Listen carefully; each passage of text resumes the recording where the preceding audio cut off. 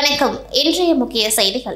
வரும் 2026ஆம் ஆண்டு நடைபெறவுள்ள சட்டமன்ற பொதுத் தேர்தலில் அகில இந்திய அண்ணா காங்கிரஸ் கட்சி தமிழகத்திலும் போட்டியிடும் என கட்சியின் நிறுவன தலைவரும் முதலமைச்சருமான ரங்கசாமி அறிவித்திருந்தார். இதனிடையே தமிழகத்தின் பல்வேறு பகுதிகளில் இருந்தும் என்ஆர் காங்கிரஸ் கட்சியில் இணைந்து வரும் நிலையில் செங்கல்பட்டு மாவட்ட துணை சார்ந்த கலியன் கந்தசாமி மற்றும் ராஜேந்திரன் ஆகியோரின் தலைமையில் மக்கள் பாதை அமைப்பு உள்ளிட்ட பல்வேறு கட்சிகளில் இருந்து விலகி 200க்கும் மேற்பட்டோர் அப்பா பைத்தியசுவாமி கோவிலில் முதலமைச்சர் ரங்கசாமி முன்னிலையில் தங்களை என்ஆர் காங்கிரஸ் கட்சியில் இணைத்துக் கொண்டார்கள். மேலும் செங்கல்பட்டு மாவட்டத்திற்கு வந்து கட்சி பணிகளை துவக்கி வைப்பதாகவும் முதலமைச்சர் ரங்கசாமி உறுதியளித்தார்.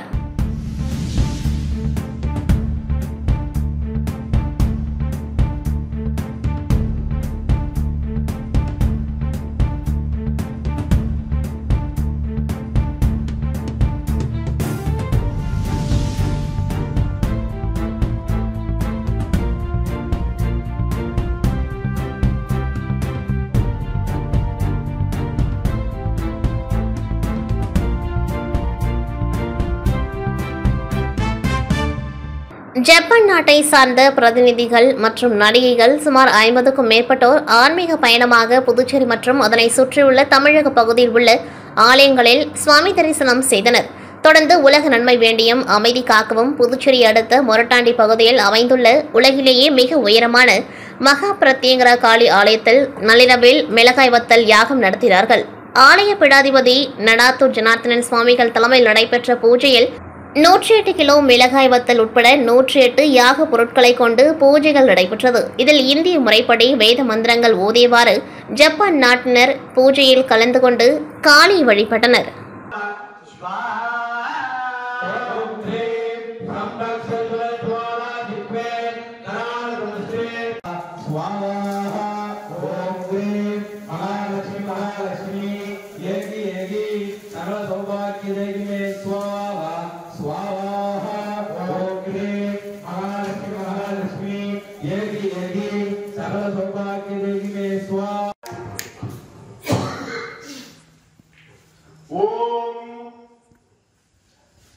புதுச்சேரி மாநிலம் ஆரோவில் அருகே உள்ள ஆலங்குப்பத்தில் வசித்து வருபவர் வெங்கடேசன்.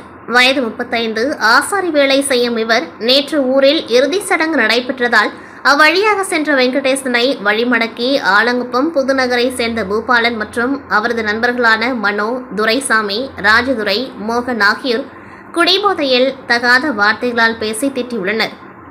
இதனை தட்டி கேட்ட வெங்கடேசன் உறவினர்கள் மதுரா, கவி மற்றும் மணிமாறன் ஆகியோரை உருட்டுக்கட்டையாலும் ஆயுதத்தால் தாக்கியுள்ளார். இதனால் நிலை குலைந்த அவர்கள் கதிர்காம மருத்துவமனையில் சிகிச்சைக்காக அனுமதிக்கப்பட்டுள்ளார். புகாரின் பேரில் தன்வந்திரி போலீசார் வழக்கு பதிவு செய்து குடிபோதையில் தகராறில் ஈடுபட்ட 4வரை போலீசார் கைது செய்து விசாரணை நடத்தி வருகின்றனர்.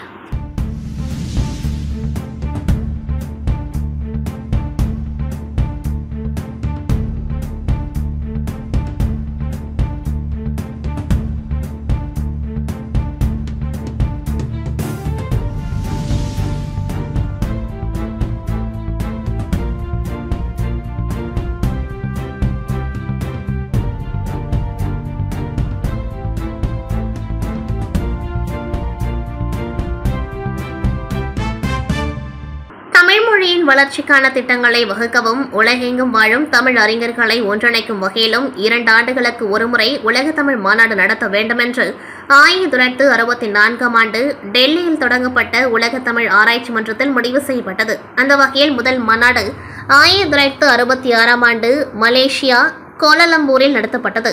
தொடர்ந்து 1968இல் சென்னை, 1970இல் பாரிஸ், 1974இல் இலங்கை, 1981இல் மதுரை, 1987இல் கோலாலம்பூர், 1989இல் மொரிஷியஸ், 1995இல் தஞ்சாவூர், 2015இல் கோலாலம்பூர், 2019இல் சிகாகோ, 2023இல் கோலாலம்பூர் ஆகிய இடங்களில் நடைபெற்றது.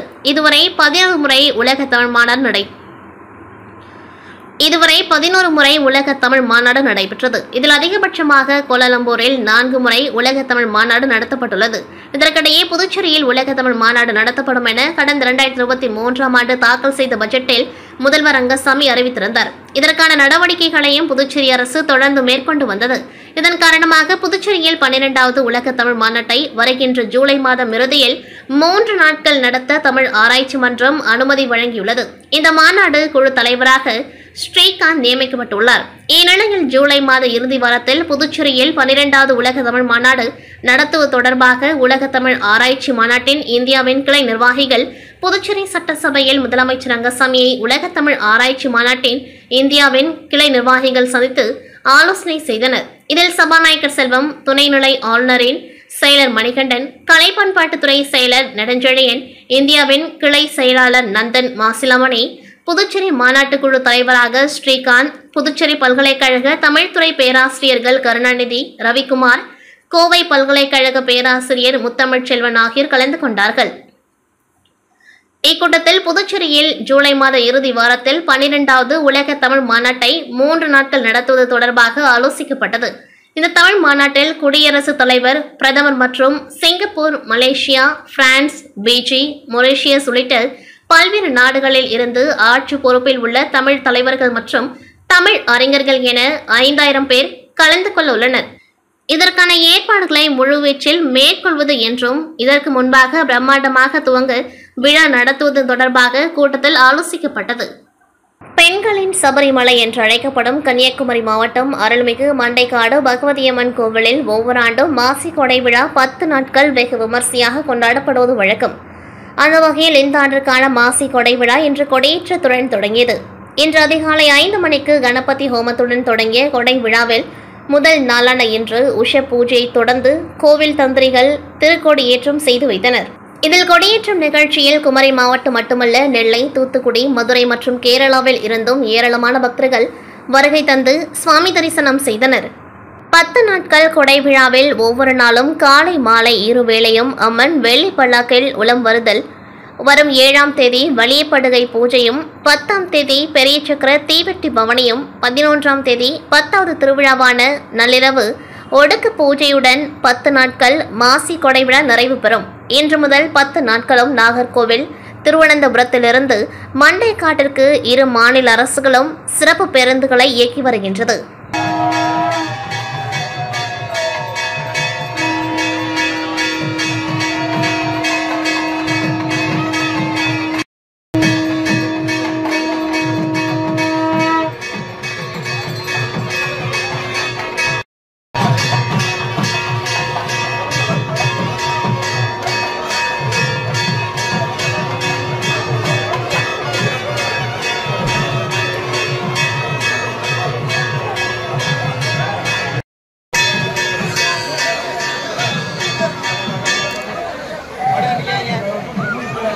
கன்னியாகுமரி மாவட்டம் இணையம் புத்தன்துறை பகுதியில் உள்ள புனித அந்தோணியா தேவாலய திருவிழா கொடியேற்றத்துடன் துவங்கி நடைபெற்று வருகின்றது. 12வது நாள் திருவிழாவான இன்று இரவு தேர்பவனி நடைபெறவுள்ள நிலையில் மாலை அதற்கான முன்னேற்பாடு பணிகள் நடைபெற்றது. அப்பொழுது அதே பகுதியைச் சேர்ந்த மைக்கேல் பிந்து, மரிய விஜயன், அருளி சோபன், ஜஸ்டஸ் ஆகிய 4 பேரும் அந்த பகுதியில் இருந்த அலுமினிய ஏணியை நகர்த்தி சென்றுள்ளனர்.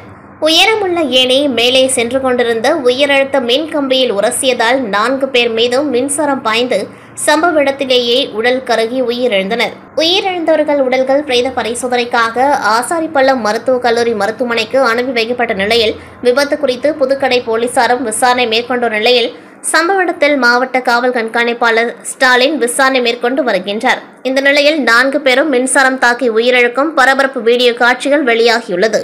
புதுச்சேரி லாஸ்பேட்டை தொகுதியில் கொசு தொல்லை அதிகமாக இருப்பதாக புகார் வந்த நிலையில் அதன் அடிப்படையில் புதுச்சேரி லாஸ்பேட்டை தொகுதியில் ஸ்ரீ சப்தகிரி அறக்கட்டளை சார்பில் தொகுதி முழுவதும் கொசு மருந்து தெளிக்கும் பணியினை நமது முன்னாள் சபாநாயகர் சப்தகிரி VP சிவக்கொழுந்து அவர்கள் கடந்த சில நாட்களுக்கு முன்பு துவக்கி வைத்தார். பல்வேறு பகுதிகளில் இப்பணி நிறைவடைந்ததன் தொடர்ச்சியாக இன்று ஸ்ரீ சப்தகிரி அறக்கட்டளை பொறுப்பாளர் சப்தகிரி VPS ரமேஷ்குமார் அவர்களின் முன்னிலையில் ஜீவானந்தபுரம் மற்றும் அதன் சுற்றியுள்ள பகுதிகளில் கொசு மருந்து தெளிக்கும் பணி நடைபெற்றது.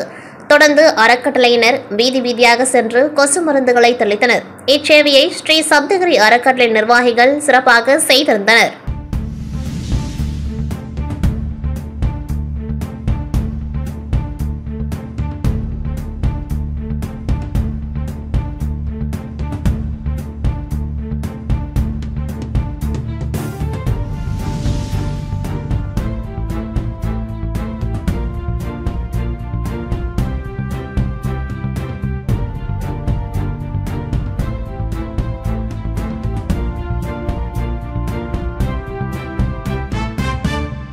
இத்துடன் செய்திகள் நிறைவடைகின்றது. நன்றி, வணக்கம்.